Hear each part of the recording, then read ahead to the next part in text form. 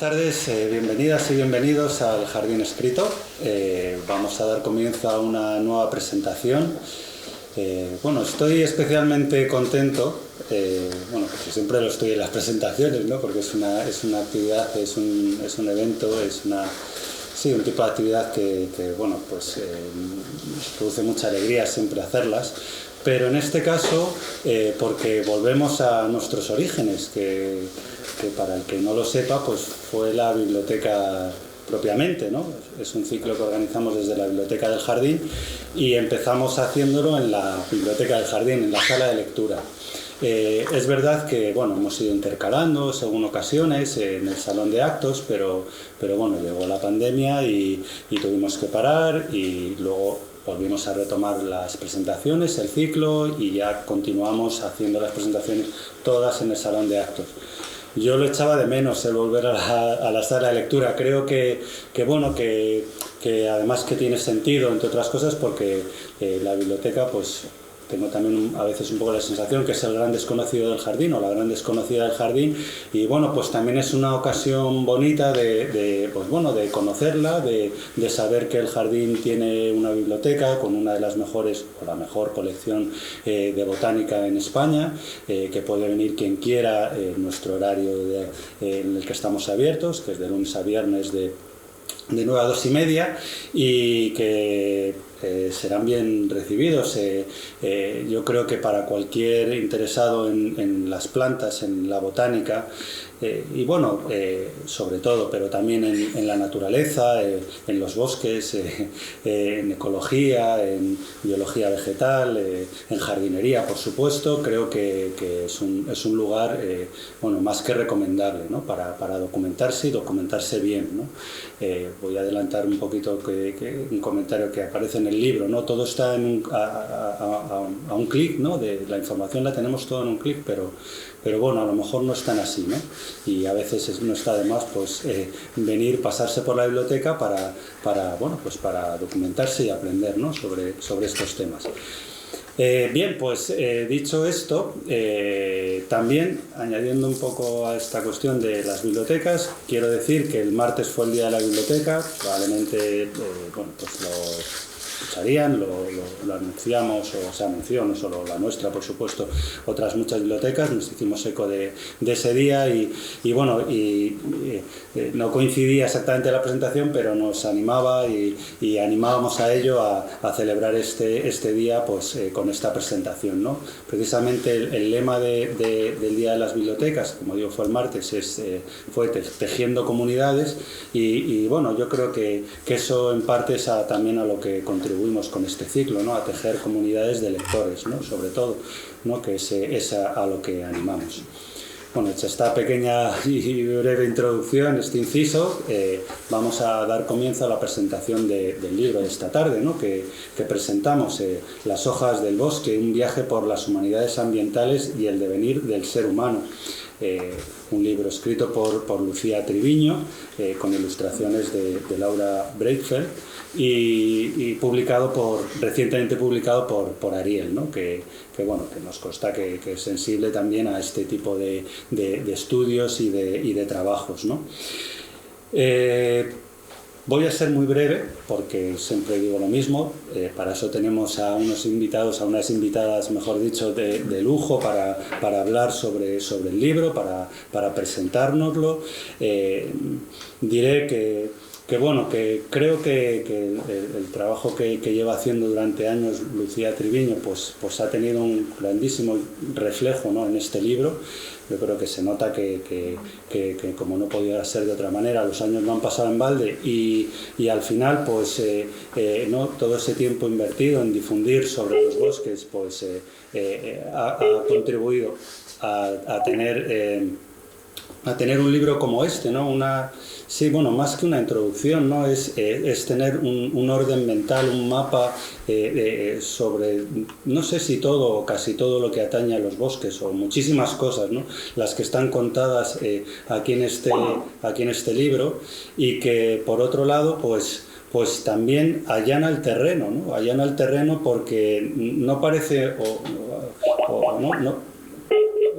disculpad porque estamos conectando con Aina, que bueno, que como libro yo creo que ha allanado el terreno, precisamente un terreno boscoso, nunca mejor dicho, ¿no? Difícil, ¿no? El hacerse un mapa mental, ¿no? De todo lo que conlleva el adentrarse en un bosque y en este universo, ¿no? Vegetal, si se quiere ver así, ¿no? Tiene un subtítulo que creo que obviamente que aporta, ¿no? Nos introduce en lo que es el libro, ¿no? Propiamente un viaje por las humanidades ambientales y el devenir del ser humano, ¿no? Este aspecto de humanidades ambientales pues entra muy de lleno o entronca dentro de nuestros intereses, dentro del Jardín Escrito. No sé si lo he dicho, pero vamos ya por la 8ª edición, 8 años presentando libros, y a lo mejor, digamos, no tratado digamos, con tanta profundidad o en su justa esencia, ¿no? De lo que son las humanidades ambientales, pero sí que lo hemos tenido presente en diversos libros, porque nos gusta acercarnos a la naturaleza, ¿no? Y a las plantas, no exclusivamente desde el punto de vista más científico, botánico, ¿no? sino desde otras disciplinas, ¿no? Como puede ser la arqueobotánica, como hemos hecho en otras ocasiones, desde el ámbito del pensamiento, de la filosofía, de la historia, de la geografía, de la geología, de la biología, de la arqueología. Todo eso está aquí condensado en el libro, o sea que no he hecho más que mencionar algunas de las disciplinas que hemos tratado en el ciclo, pero que, como digo, recoge Lucía en su libro, ¿no? Entonces me encanta también la propuesta que ha hecho, ¿no? de guiarnos a través de un recorrido, ¿no? Que para eso además también hay un mapa, ¿no? para ello, ¿no? Y un recorrido en un bosque de bosques, ¿no? Como lo mismo también me imagino que estaremos de acuerdo que pueden ser no un recorrido, sino recorrido de recorridos, ¿no? Porque esto parece ser inagotable. Pero es verdad que hay un elemento que sí que me gustaría destacar, que es precisamente, bueno, es el primer capítulo o el segundo del libro, ¿no? que lleva por título Divulgar para desmitificar el bosque, ¿no?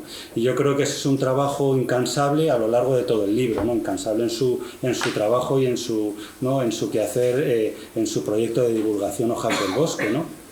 Sin duda, y además insistente, ¿no? Y me parece más que acertado, ¿no? Porque son muy erróneas las imágenes que tenemos, prototípicas o arquetípicas o idealizadas, ¿no? De lo que son los bosques, ¿no? Y realmente nunca fueron así, ni tampoco lo van a seguir siendo, ¿no? Y muchas veces, ¿no? También lo apunta en el libro, romantizados, ¿no? O sea, por eso hay que desromantizar, y lo hice más de una vez a lo largo del libro, ¿no?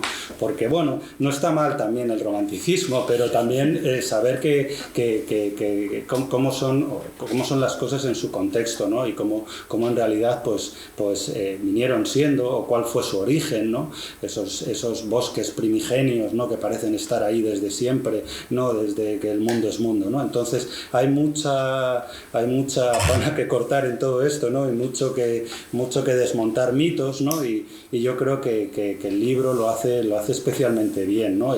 Este trabajo, ¿no? Y ya digo, abordándola además desde un montón de enfoques y disciplinas, ¿no?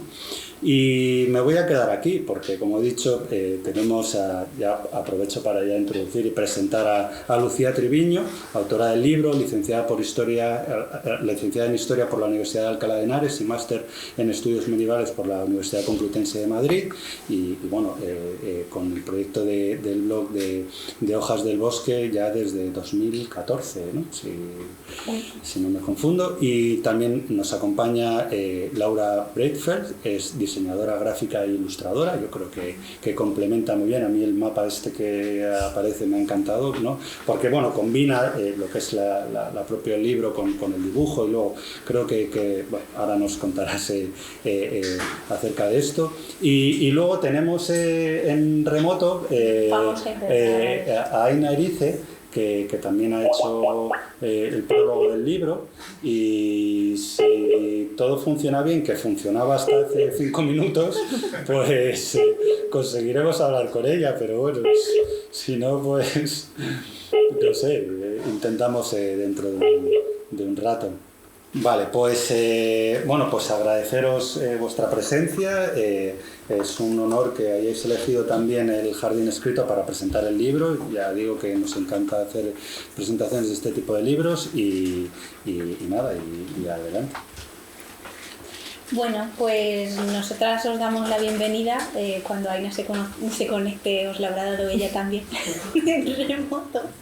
Y muchas gracias por acompañarnos además en una tarde como la de hoy, que están cayendo chuzos de punta y no es fácil salir de casa, así que muchas gracias por estar aquí.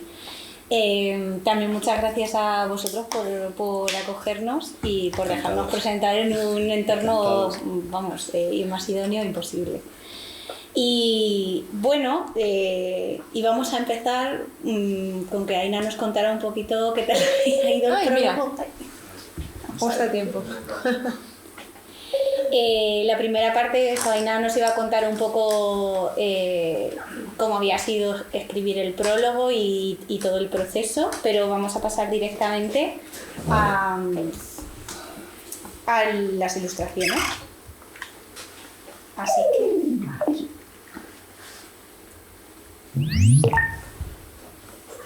Lo he titulado El bosque que nos observa porque yo en un primer momento me imaginé, con toda la estructura del libro, yo me imaginé que estaba enfrente de un bosque y yo el bosque que veía era un bosque bastante espeso, bastante grande y con el que un bosque que no veía fin. Entonces...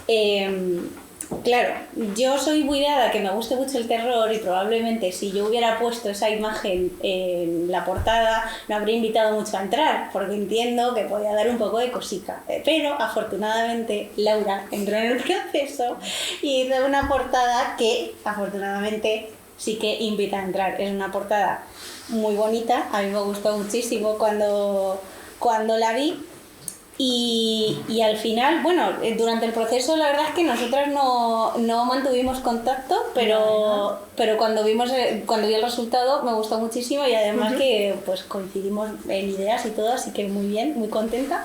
Y lo que yo quería preguntarte es que si puedes contarnos un poquito más sobre el proceso de ilustrar la portada y cuáles fueron tus influencias o tus referencias para acabar conformando la portada y la contraportada así. Pues es verdad que Lucía y yo no hablamos nada durante el proceso de las ilustraciones del libro.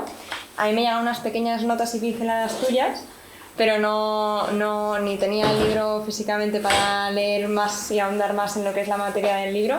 Así que, bueno, yo cuando leí el título lo primero que pensé es cada uno tiene en su mente una idea completamente distinta de bosque.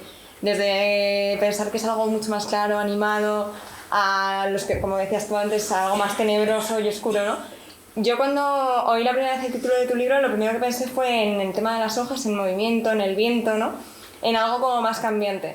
Entonces, ese punto lo quise reflejar con una mezcla de hojas variopintas que se entrelazan y como que da la sensación de que suben y que intentan como alcanzar la parte superior de la cubierta del libro. Y eso fue un poco la idea de las hojas y un poco representar hojas de un montón de paisajes y ambientes distintos. Y luego el fondo, por ejemplo, es verdad que yo inicialmente lo concebí más claro, pero es verdad que no lo hice oscuro por el hecho de que fuera algo tenebroso, sino por algo un poco más íntimo en el que cada uno pudiera ver reflejada su vida de bosque. Uh-huh. Además es curioso porque cuando la vi me recordó también a la portada del primer libro que yo hice, que también había pensado en el fondo oscuro, porque sí que es verdad que con un fondo oscuro como que parece que refleja mejor las cosas que imaginas. Bueno, no sé, a lo mejor soy yo, a lo mejor a vosotros os refleja mejor un fondo más claro, pero como que parece que atrapa mejor ese tipo de... más mundo de los sueños, una cosa así. Claro, sí, ese tipo de concepciones. Así que, pues, cuando lo vi, dije, pues, no hemos hablado, pero hemos llegado al mismo punto. Será que nos unen las cosas por cosas. ¿Sí? Tenemos el punto en común que al final es el bosque, la naturaleza, y al final salió esta portada. Claro, sí.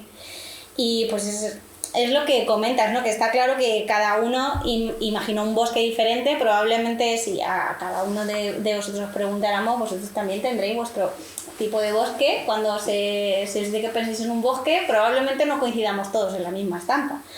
Entonces, eso, aunque pueda parecer al principio un inconveniente, como se ve, pues aunque no nos conociéramos, al final llegamos al mismo punto. Y además eso no es un inconveniente, porque que cada uno tenga una imagen diferente de bosque es positivo.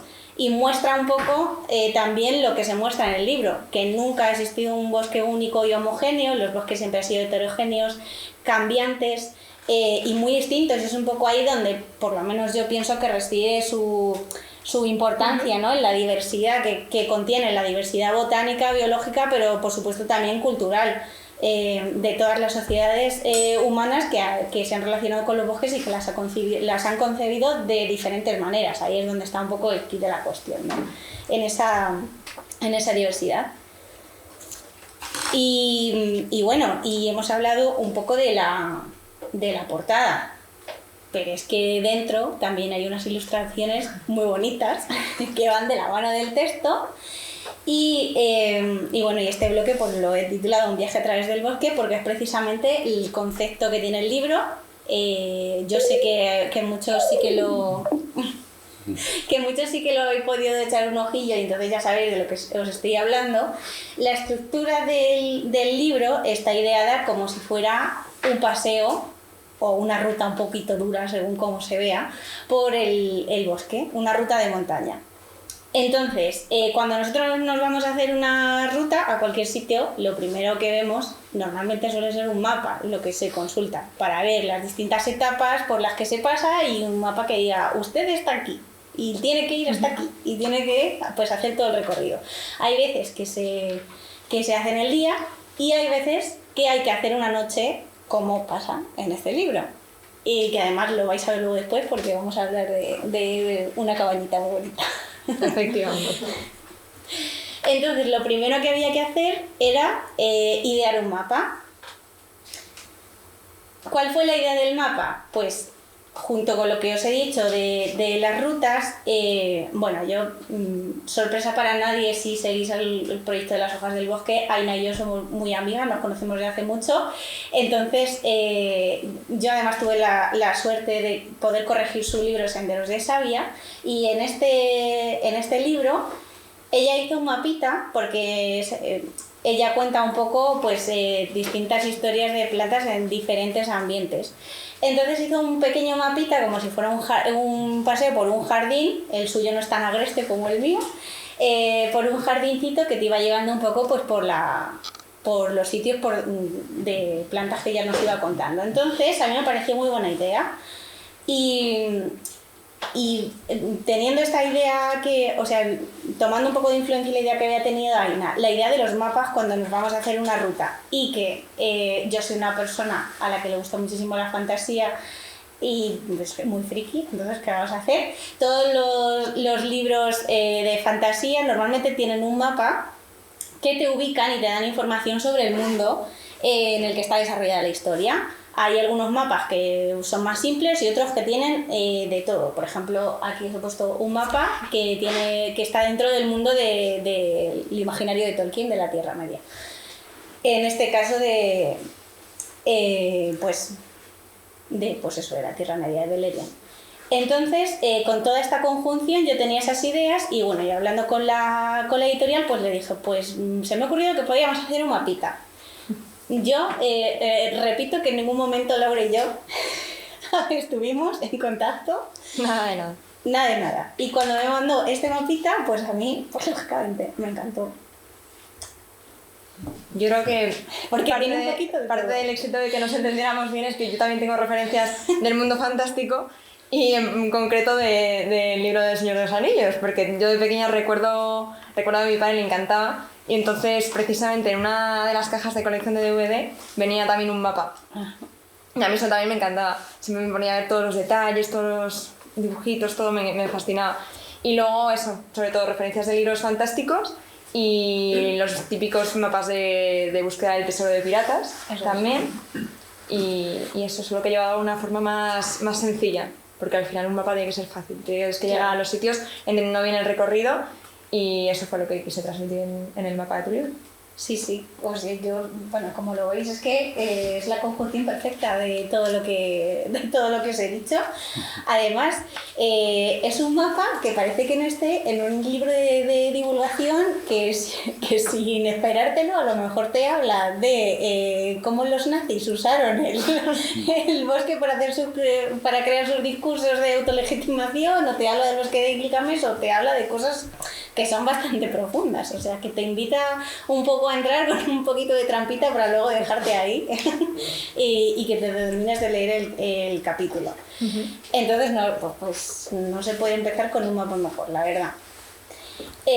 Como veis, todas las banderillas que tiene son las paradas que vamos a encontrar dentro del libro. El libro tiene varios capítulos, pero está dividido en bloques grandes que agrupan, digamos, por categorías, esos tipos de capítulos.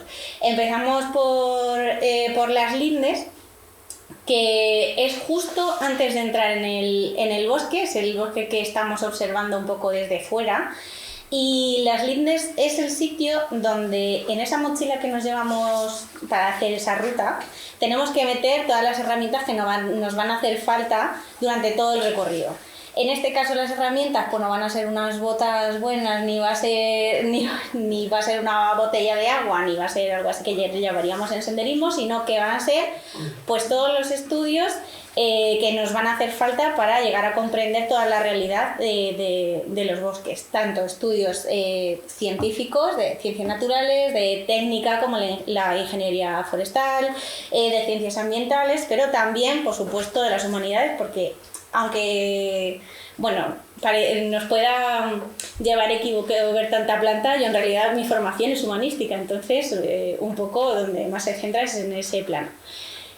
Humanística, pero también artística, porque la ficción digamos la pulsión artística tiene muchísimo que ver con los bosques, o sea, los bosques siempre han servido de influencia y de inspiración para todo este tipo de artes.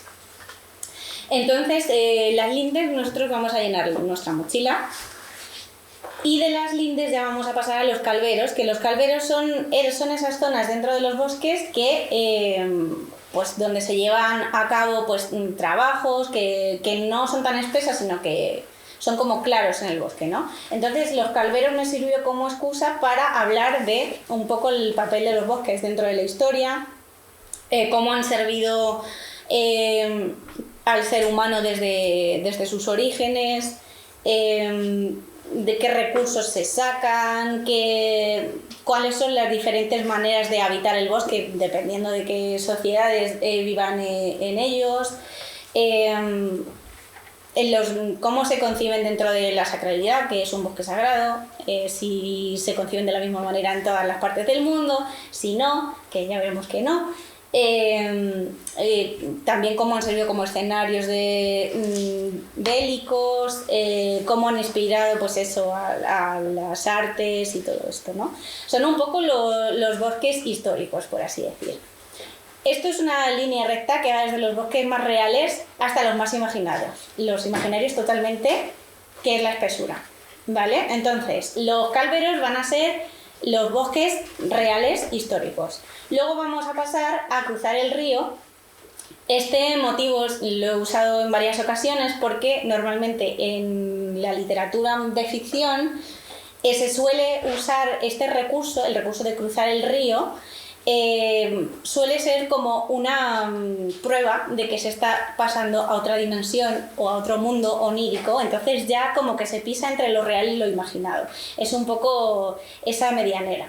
Y una vez que ya cruzamos nos toca la parte dura del trayecto, que es subir la montaña hasta la cima, que ahí ya pues tenemos que agarrarnos bien la mochila y subir hasta arriba.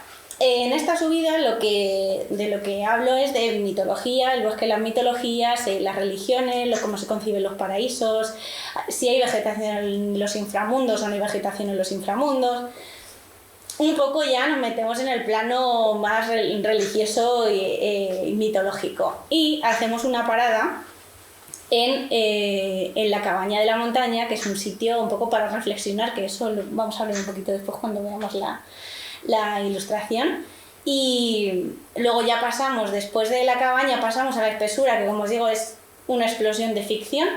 Todos los bosques que os podéis imaginar, desde los bosques reales a los imaginados espaciales, submarinos, de fantasía, de terror, todo lo que podéis imaginar. Y acabamos en el valle con las botas quitadas, descansando un poco, mirando esa montaña y ese trayecto que hemos hecho, que tanto nos ha costado, pero que nos ha llenado tanto, o por lo menos eso quiero creer. Y ahora pues Laura, que nos hable un poquito más de las ilustraciones. Yo le dije que ella eligiera alguna de las paradas que más le gustan. Entonces, pues, cuando quieras. Bueno, para empezar, el tema de las portadillas fue todo un reto porque mi trabajo es muy, muy vivo, con mucho color. Lo podéis ver en la portada, si lo comparáis con las portadillas que hay en el interior del libro. Y fue un reto por dos motivos. Primero porque es una ilustración completamente en negro y yo suelo introducir muchísimos detalles, muchísima textura. Entonces ahí fue reto conseguir que eso quedara bien a la hora de plasmarlo en el libro. Y luego, segundo, el tema de cada parada que hay en el mapa, ¿no? Que hay términos un poquito más subjetivos, como las lindes, un poco más abstractos para la hora de representarlas.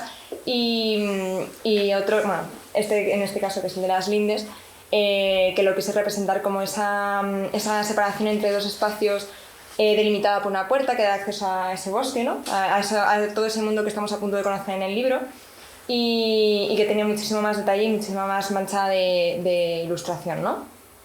En cambio, en la de la cabaña, quise reflejar un ambiente un poquito más tranquilo, más sosegado, ¿no? Con una ilustración que tuviera muchísima menos carga pictórica y que llevara un poco a lo que comentabas tú antes, de una parada ya aquí en esta parte del mapa, del bosque, donde tomar un poco de perspectiva. Uh-huh. Porque además el recurso de la cabaña seguro que lo habéis oído, lo habéis visto en muchos sitios. Cuando tú piensas en una cabaña, piensas en un sitio con recogimiento. Normalmente yo no me imagino una cabaña en primavera o en verano, yo me la imagino calentita, con frío fuera. De hecho dije, decirle a Laura que ponga un poquito de nieve, que yo ya estoy pensando que cuando subimos está cayendo unos pocos de compost. Sí.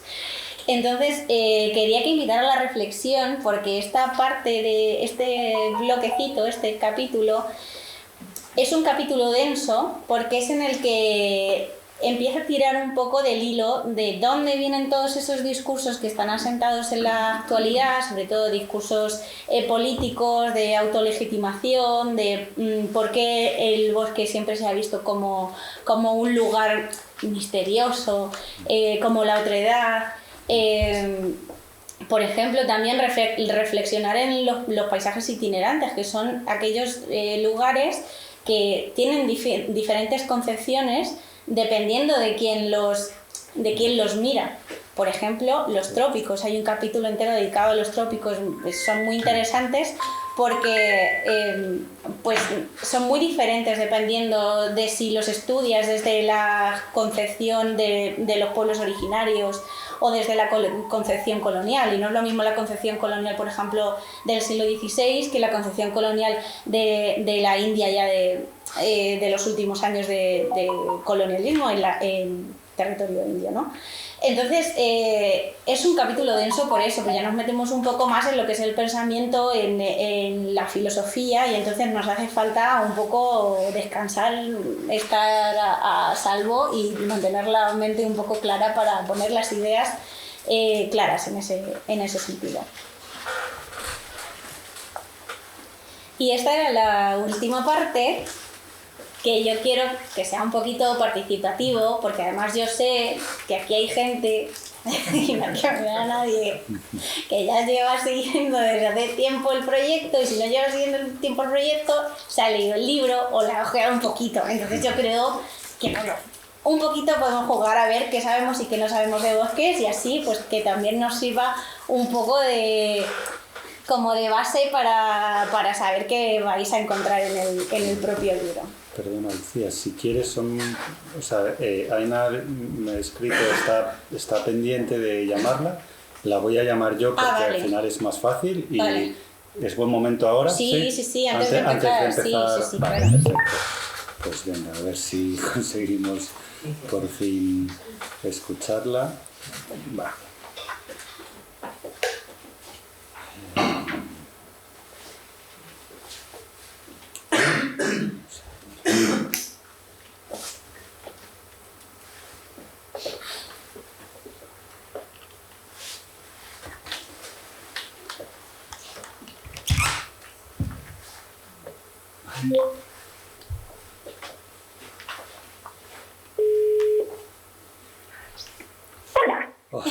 Hola de nuevo.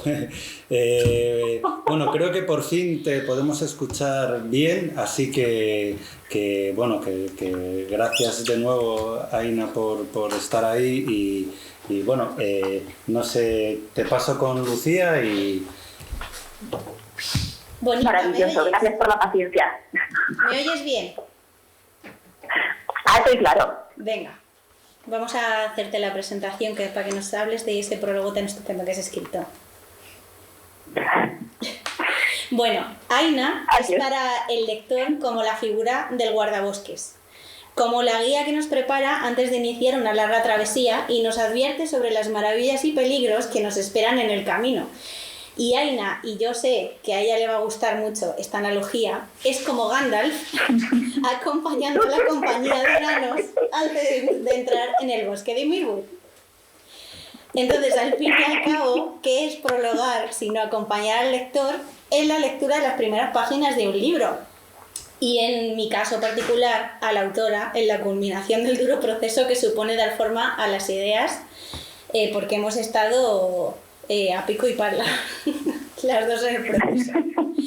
Por ello, me sentí muy honrada cuando hace casi un año, durante una comida toledana, compartimos buenas nuevas y Aina aceptó formar parte de este bosque que tenéis entre manos. Así que, cuando quieras, nos puedes explicar cómo fue la experiencia de prologar las hojas del bosque. Emocionante, fue realmente emocionante. Un verdadero honor, porque siempre he creído que la persona que prologa un libro tiene una responsabilidad enorme, porque se nos ceden las primerísimas páginas de ese libro, con lo cual sobre ti recae la responsabilidad de conseguir que la persona que abra ese libro no huya desfavorida, sino que le entren ganas de seguir leyendo. Y tienes que acertar muy bien, porque tu tarea como prologuista es tener una idea muy clara de cómo es el libro, cosa que por suerte tenía cuando me lo pediste, pero ya cuando me puse a prologarlo, porque había tenido el privilegio de ser una de las primeras lectoras que pudo disfrutar de esas páginas. Y claro, yo tenía una idea de cómo era el libro y tenía una idea de cómo sería el lector, la lectora ideal para este libro. Entonces tienes que transmitirlo. Y no puedes extenderte mucho tampoco, porque no hay que robarle protagonismo al libro en sí. Por eso fue un proceso muy, muy bonito en el cual espero haberlo conseguido, presentar al lectora potencial los mil y un motivos por los cuales podría gustarles e interesarles tu libro. Y lo he conseguido, vamos. Hombre, yo creo que está más que conseguido, sin duda. Dice Laura que sin duda. No sé, vosotros, ¿alguien que haya leído el libro puede confirmar que el prólogo es espectacular? Está genial.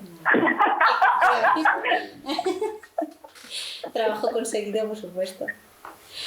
Oye, me pareció muy interesante el símil que hiciste entre las primeras fases del enamoramiento y la a veces imagen idealizada que tenemos sobre los bosques, y me pareció de lo más acertada. ¿Cómo se te ocurrió? La culpa la tienes tú. Bueno, yo, y nuestras múltiples conversaciones alrededor de precisamente esa idea idealizada, valga la redundancia, de los bosques con la que nos hemos ido tropezando a lo largo de nuestra labor de divulgación. que muchas veces puede ser una fuente, una puerta a través de la cual la gente llegue a un conocimiento más profundo de los bosques, entre comillas, reales. Siempre es muy difícil esto de llegar al bosque real porque lo tenemos filtrado a través de nuestras propias ideas y experiencias. Pero precisamente a lo largo de nuestras múltiples conversaciones alrededor de esta idealización de los bosques que existe entre la gente que amamos estos entornos, pensé, pues es que esto es un poco igual que cuando te enamoras, que empiezas con una idea de la persona de la que te estás enamorando que, a ver, coincide, pero no siempre del todo con la persona con la cual te encuentras compartiendo cama al cabo de 10 años y dices, pero ¿de verdad tú eras así cuando nos conocimos? Y precisamente creo que el libro, para mí, lo que pretendía o lo que puede hacer es ayudar a profundizar ese amor más allá de esa primera idealización. Y así surgió un poco todo. Pues la verdad es que es una analogía de más acertada, sí. Y teníamos... Además, creo que sí, dime. Estamos enamorados todos del bosque y es algo importante a lo cual no hay que renunciar, pero no hay que dejar que el amor nos deje conocer mejor. Claro. Hay veces que se quiere mucho y querer tanto no está tan bien, hay que querer mejor, ¿no? Fue una frase que leí en el libro tuyo y la subrayé y dije, esta es la clave.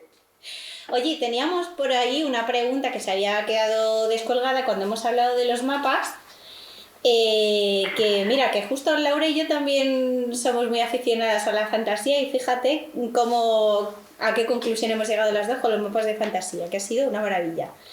Yo les he contado... Presente, yo también. Hacemos el club de fantasía. Les he hablado de tu libro Senderos de Savia y de cómo Gavina hizo ese mapa tan chulo por ese jardincito botánico que hiciste para el libro. Y yo quería preguntarte por qué se te ocurrió usar a ti también el recurso del mapa para introducirlo en un libro así. Pues creo que porque nuestras mentes un poco funcionan de manera parecida y concebimos los libros como excursiones, como viajes. Que es un cliché, pero lo es porque funciona. Y en el caso concreto de Senderos de Savia, que tuve el honor de que me corrigieses, por cierto, como era un libro basado en un podcast, este podcast también estaba concebido como un viaje en el cual íbamos conociendo plantas que vivían en distintos entornos. Pensé que un mapa era una manera maravillosa para plasmar de golpe y de manera muy visual los entornos en los cuales vivían las plantas, que en mi caso era muy literal, era un mapa muy literal porque jugaba con los entornos de las plantas y las plantas en las que hablaba. El mapa, en cambio, de las hojas del bosque me parece que va incluso más allá, porque ya es un mapa metafórico, que yo, siendo muy fan de las metáforas, creo que es una obra maestra. Bueno, pues nos habíamos quedado, Aina, en una parte que ya les estaba diciendo que íbamos a jugar a un juego. Yo no sé si te quieres quedar a un juego, lo que pasa es que hay que escribírtelo. Porque claro, por supuesto, yo me quedo, por supuesto. ¿Tú te quedas? Yo, por supuesto, si me queréis. Bueno, pues te dejamos aquí y yo voy a ir dándole a las diapositivas, ¿vale? Perfecto. A ver, la primera prueba que tenemos trata sobre la historia ambiental. Quien haya seguido un poco el proyecto y se haya acercado un poquito al libro, probablemente ya sepa más o menos responder qué es verdadero y qué es falso de todas estas opciones, ¿vale? Las voy a ir leyendo y tú puedes ir haciéndote tus cábalas en la cabeza, Aina, pero todavía no las digas, ¿vale? Yo silencio, chitón. La historia ambiental es la rama de la historia que estudia la naturaleza. ¿Qué decir? ¿Que es verdadero o es falso? Verdadero, ¿Quién dice verdad? Alguien dice verdadero y otros dicen falso. Bueno, vamos a ver. Es falso. Es falso. ¿Por qué?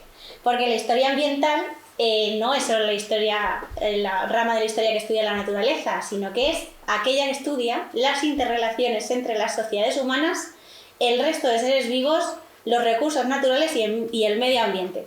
Normalmente cuando se estudia cualquier tipo de rama histórica, el ser humano suele estar en el centro. Lo que hace la historia ambiental es cambiar esa situación y crear como una relación más holística entre el ser humano y el resto de seres vivos y el entorno en el que conviven.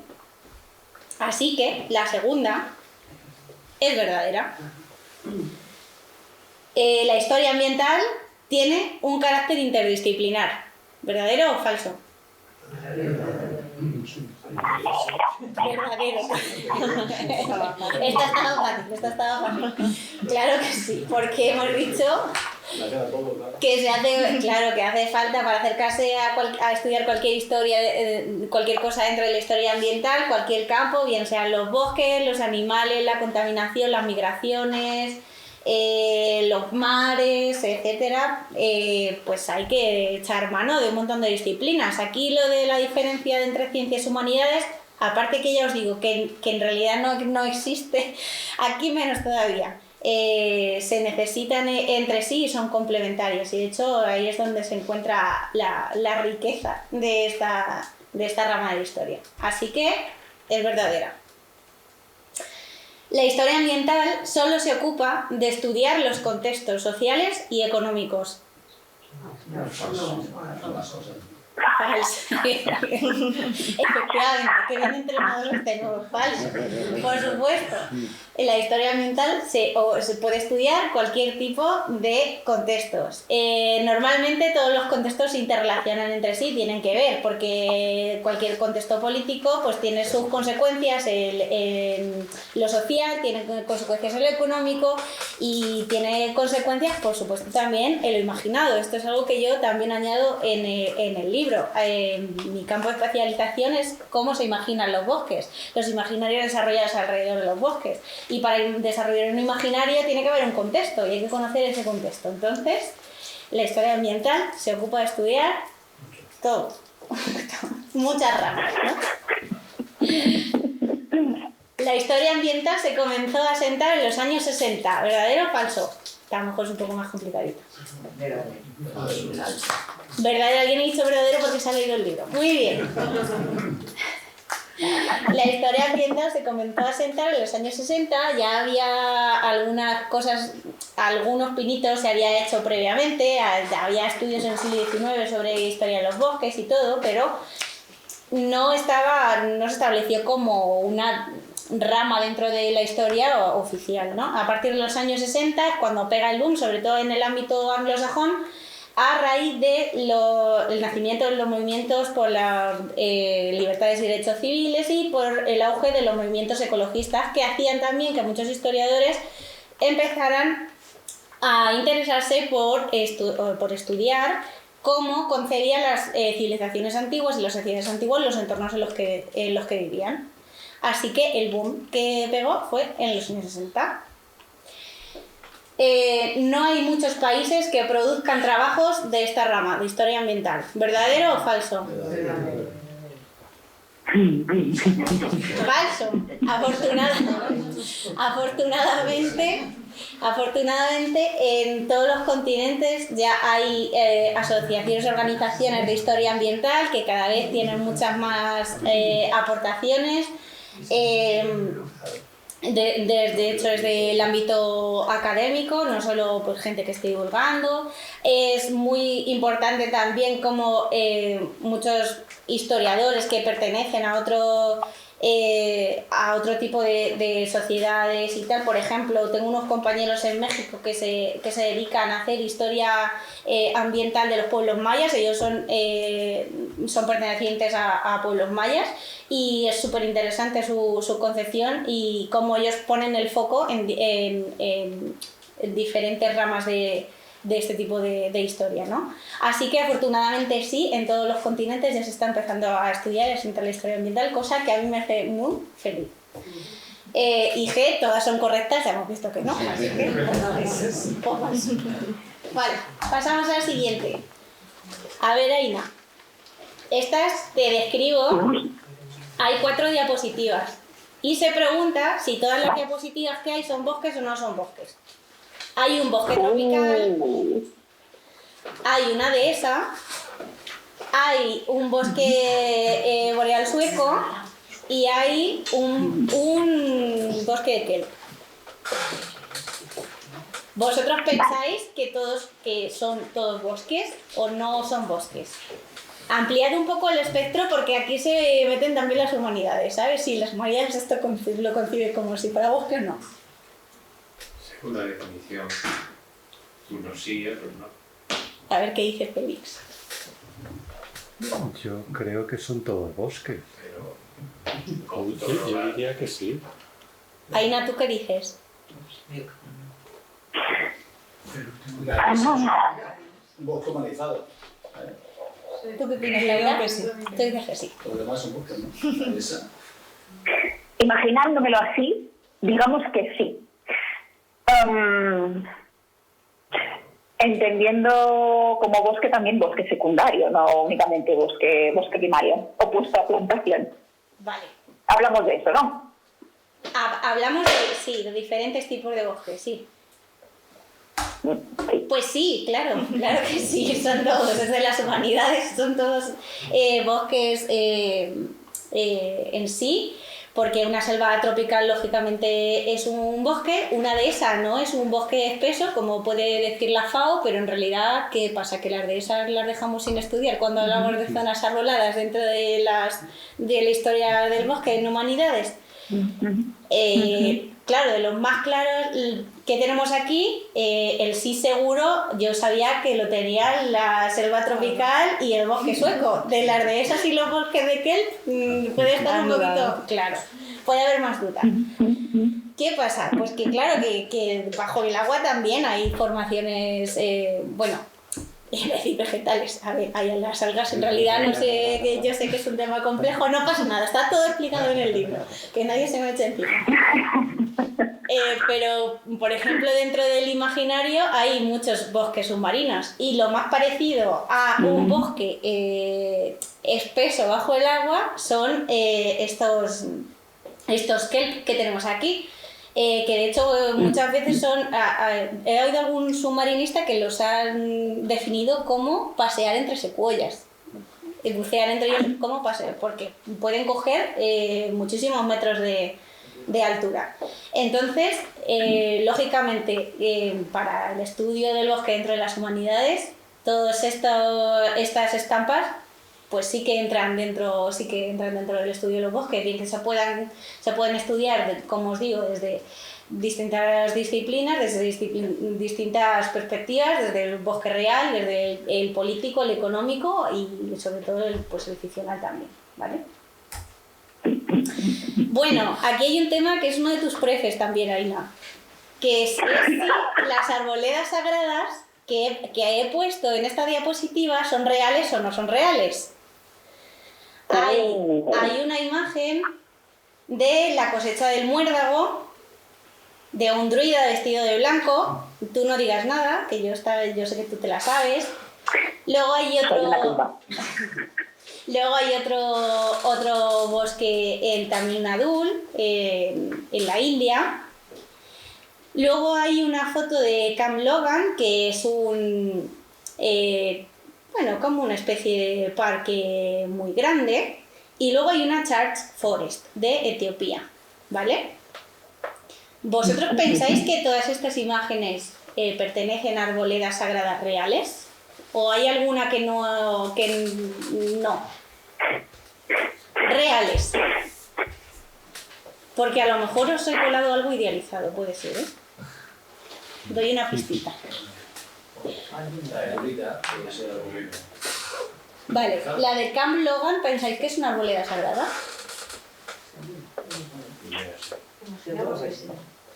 ¿Qué entendéis por arboleda sagrada? ¿Tiene que ver con el plano religioso? ¿Solo?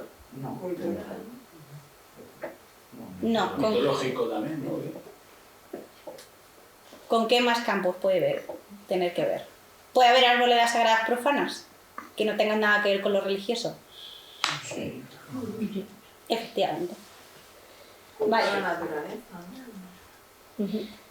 La primera imagen que tenemos es una pintura del siglo XIX. Hay que tener mucho cuidado con el siglo XIX. Es muy bonito, pero hay que tener mucho cuidado con él.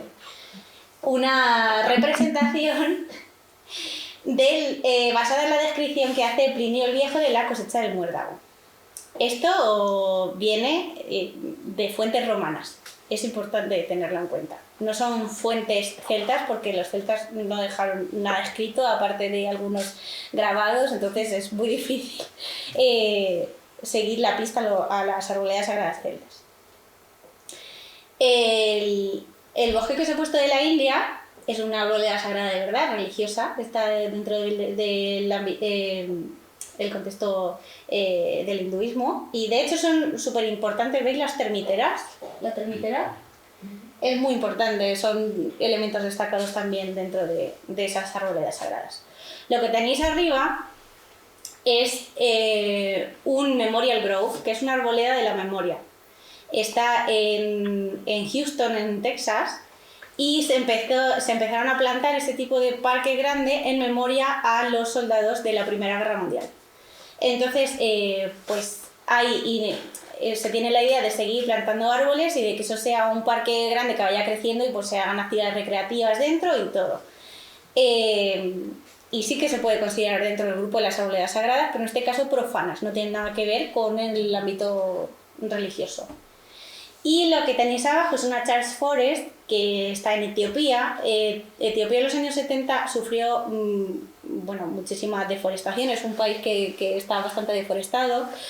Y estas pequeñas islitas de vegetación las llevó a cabo un ecólogo forestal etíope para ir recuperando poco a poco los parches de bosque. Entonces, este proyecto se hizo en conjunto con los sacerdotes de la iglesia Tiahuido, que eso es una rama dentro del cristianismo allí en Etiopía, para conservar estos parches de bosque y para conservarlos lo que se hace, veis que alrededor hay como un murete. Están vallados para que no se cuelen a animales y se vayan comiendo, y para que pues poco a poco esas arboledas pues vayan creciendo. La idea que tiene es que estos parches acaben juntándose y entonces pues al final se puede recuperar esa masa forestal, ¿no? Lo que pasa que todavía les queda muchísimo trabajo, pero es una arboleda sagrada real. Entonces, todas las arboledas sagradas que tenemos aquí son reales. Todas no. Todas no. ¿Cuál no? Si está basada en un hecho histórico, puede ser que sí. Esta es una imagen muy idealizada de la recogida del muérdago y de cómo serían unas arboledas sagradas en los entornos celtas, en este caso en la Galia.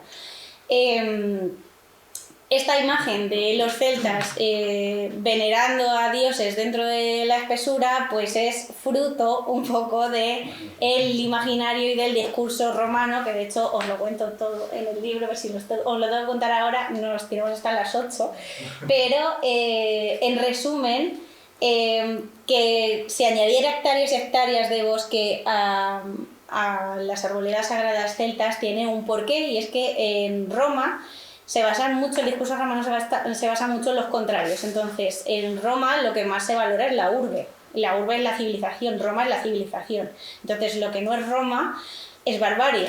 Y la barbarie vive en zonas que no tienen urbes y viven en el bosque. Entonces, cuanto más salvaje quieran decir que es un pueblo, más hectáreas de bosque le van a poner. Entonces hay que tener mucho cuidado. No quiere decir que se lo inventarán absolutamente todo, probablemente siglos bastante previos a la conquista romana, por ejemplo de Galia, pues no te digo yo que en la Edad del Bronce a lo mejor pues alguna ritual en la naturaleza se hiciera, pero esa gente hacía sus templos y el árbol pues normalmente formaba parte de otros complejos religiosos un poco más grandes. O sea que esa imagen del druida metido dentro del bosque espeso es un poquito, pues, invent, por así decirlo. Está bastante alineada. Y luego, ¿qué os sugiere esta imagen? Esta imagen es un óleo de Albert Bierstadt de finales del siglo XIX, pertenece a la escuela del río Hudson. Es un paisaje norteamericano, ¿vale? ¿Qué os sugiere esta imagen? Nada, es un simple paisaje. Creo que es una alegoría o esconde más de lo que parece.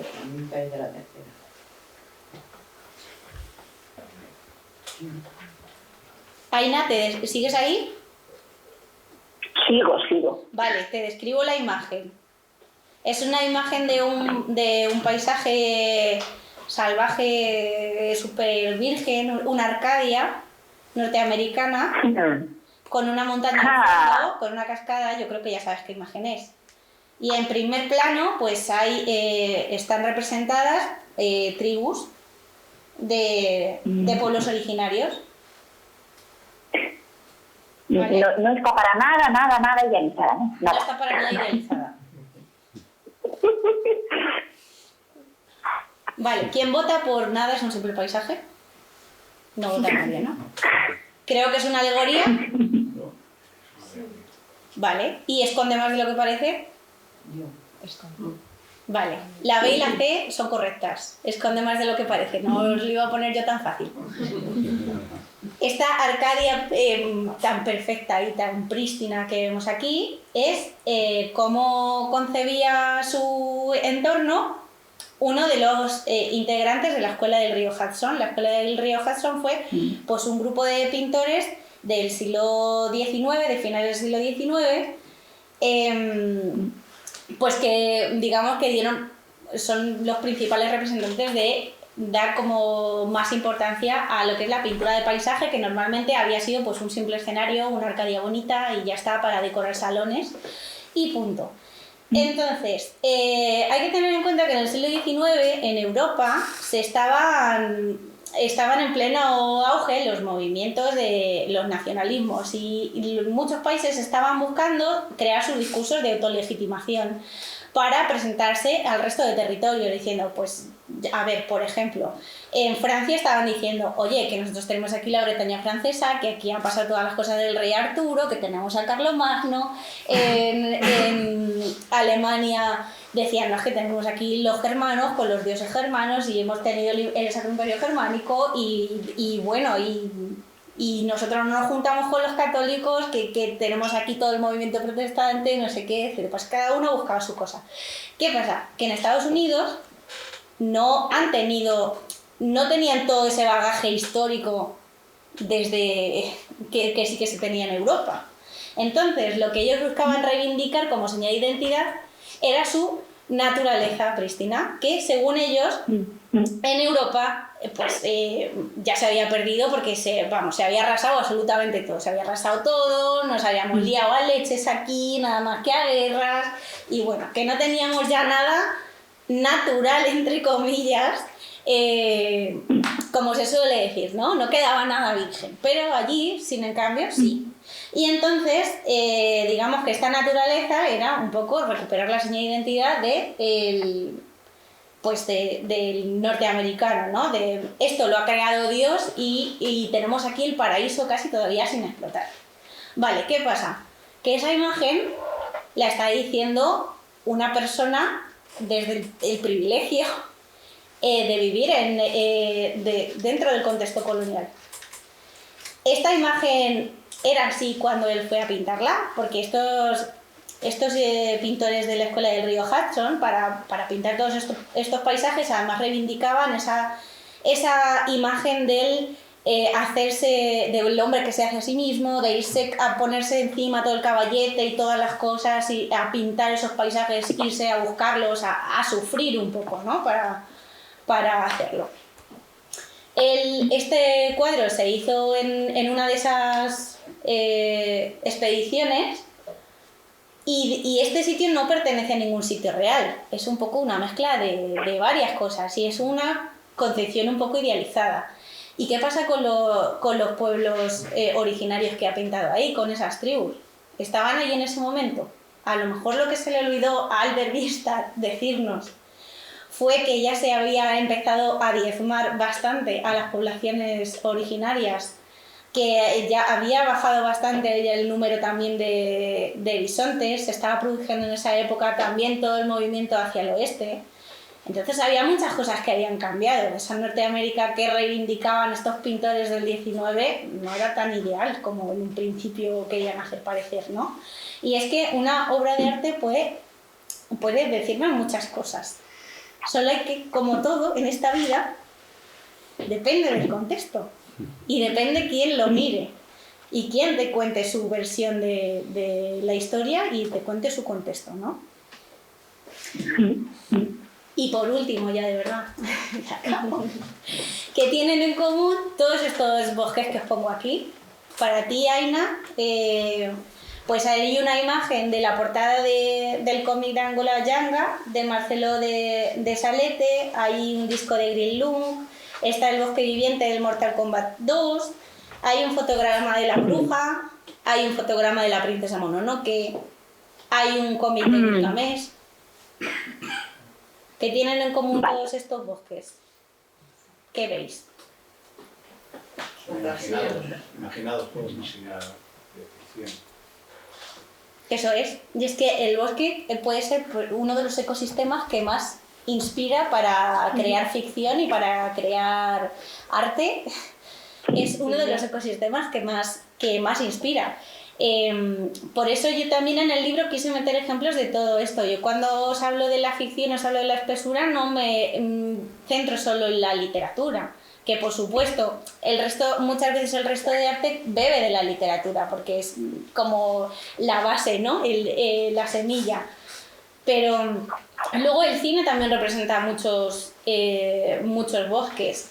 Los videojuegos, la música también, porque hay veces que nos olvidamos un poco de la música, pero es que hay canciones y grupos que se han inspirado en estos ecosistemas para crear sus cosas, y no me estoy refiriendo a música ambiental que nos pongamos una tarde que queramos estar relajaditos de sonidos del bosque. Por ejemplo, el grupo Green Lung es un grupo potente de stoner, de metal, de rock, que además este CD se llama Woodland Rites y tiene que ver con todo lo que hay alrededor de la brujería relacionado con el bosque y todo esto. El Mortal Kombat 2 no se le ocurrió otra cosa nada más que cuando tú te coges a los dos jugadores poner el bosque viviente y como te acerques a los árboles pues te dejas el dinero en los recreativos. Yo que soy más vieja que un bosque, pues esa referencia hago, ¿no? Pero quiero decir, en todas las partes del mundo los bosques se han usado pues, para inspirar ficciones y para reflejar sus propios contextos históricos del momento. O sea, para nada hay que despreciar la ficción, que muchas veces como que se deja a un lado como, bueno, es mero ocio y ya está. No, la ficción nace de algún sitio, tiene un contexto y tiene una semilla y nace de algún lugar. Entonces, eso es lo que tienen todos en común. Y si quieres añadir tú algo más, Laura o Aina. Por mi parte decir, con lo último que has dicho, que sin duda para mí mi mayor inspiración siempre ha sido ambientes de naturaleza, animales, botánica, y lo reflejo en casi todas mis obras, así que sin duda te doy la razón. ¿Tú, Aina, tienes algo más que añadir? A mí se me ocurría el hecho de que no solo los bosques de la ficción no solo inspiran, sino que también son importantes como un reflejo, una cartografía de esa idealización, de ese bosque que vive en nuestra mente y que se solapa y coincide, pero no coincide con el bosque real y que da tantísima información, no solo sobre el bosque, sino también sobre nosotros. Claro. Sí. Pues nada, yo creo que bueno, los objetivos del libro creo que ya los he dicho un poco durante toda la presentación. Bueno, Laura también ha explicado cuáles han sido sus influencias y lo que quería transmitir, Aina también.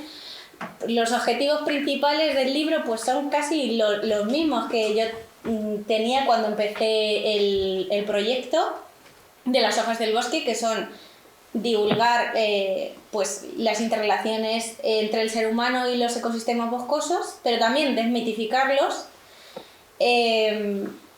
y por ello pues las hojas del bosque funciona como una puerta de entrada a conocer esta diversidad que caracteriza a estos lugares, tanto para aficionados como para ya gente que quiera pues meterse un poquito más en lo que es el estudio de los bosques en profundidad.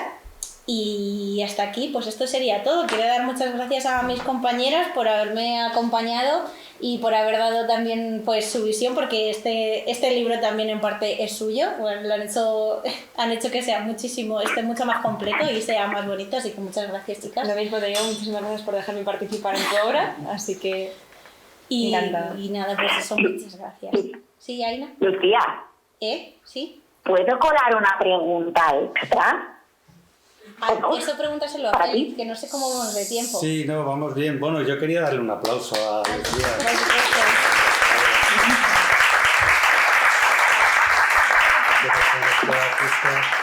Agradeciéndole a ella también y a Laura que han estado aquí. Y por supuesto, sí, nada, pues abrimos un turno de preguntas, bueno, 2, 3 preguntas, tampoco mucho más. Y adelante, si quieres abrir el turno de preguntas, pues adelante. Me lo dices a mí, ¿verdad, Félix? Sí, perdona, Aina, sí. Vale, vale, perfecto. Lucía, yo quería preguntarte, porque yo tengo mi idea de quién es el lector, la lectora ideal de Las hojas del bosque, pero como escritora yo sé que seguramente tú tienes una persona que sueñas se encuentre con tu libro. Y quería preguntarte si has pensado en quién es esa persona, a quién se lo regalarías, a quién dirías, me gustaría que se lo encontrase debajo del árbol de Navidad esta fiesta. A ver, yo se lo regalaría si tuviera una máquina del tiempo a la Lucía del 2014. Eso seguro. Porque este libro está un poco hecho pensando en todas aquellas personas que se quieran introducir en el estudio de la historia ambiental en particular, pero en general, pero de los bosques en particular, para que no le resulte tan denso, para que tenga opciones, para que tenga donde preguntar, tenga recursos, y no le parezca que se está perdiendo la espesura como me pasó a mí. Entonces, menos denso y más disfrutón. Bueno, eso espero, pero bueno, como tú y yo somos un poco amantes de la bibliografía, lo disfrutón acaba en 25 páginas de bibliografía para toda la gente que quiera consultar.